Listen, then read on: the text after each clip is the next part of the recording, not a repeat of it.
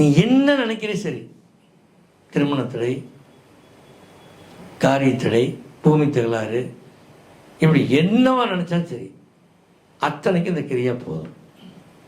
ஒரே சாஃப்ட்வேரை முடிச்சிட்டேன். கிரியாக்குள்ளும் அப்படி என்ன இருக்குது அப்படின்னா மிகப்பெரிய ஆற்றல் இருக்குது. கிரியாங்கிறது ஒரு தேவதை மாதிரி வச்சுக்கோங்களேன். அந்த தேவதையை நீங்கள் வசியம் பண்ணி வச்சுக்கிட்ட மாதிரி, தேவதை கூட மந்திரம் சொல்லி 108 தடவை சொல்லி போயிட்டு வான்னு சொன்னதான் அது போகும். ஆனால் நீங்கள் நினச்சாவே போதும், அந்த வேலையை முடிச்சுட்டு வந்துருக்கிறியா, அவ்வளோதான்.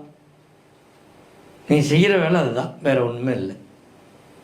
அப்படின்னா தேவதையாங்கய்யா இது அப்படின்னு கேட்கலாம். கிடையவே கிடையாது. இது யாரு? இறைவன். இறைவன்னா எப்படி இருப்பாருங்க ஐயா? நாங்களும் பார்த்தோம். எங்கள் ஊர்லேயும் மாரியம்மன், காளியம்மை, முனிப்பை, கந்தசாமி, கருப்புசாமி, குப்புசாமி, இப்படி தான் எல்லா கோயிலும் இருக்குது.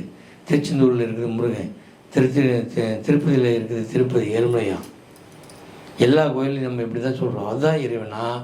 இல்லை எங்கள் வீட்டுக்கு பக்கத்தில் வச்சு கருப்புசாமி தான் இறைவனா? இல்லை மாரியம்மன் தான் இறைவனா?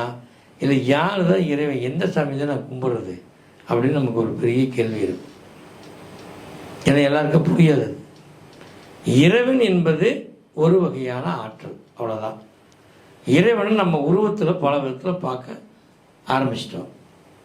அவர் உருவமற்றவர், அற உருவமானவர், உருவம் உள்ளவர் அப்படின்னு சொல்லக்கூடிய 3 வகையான தன்மையில் அவர் உண்டு.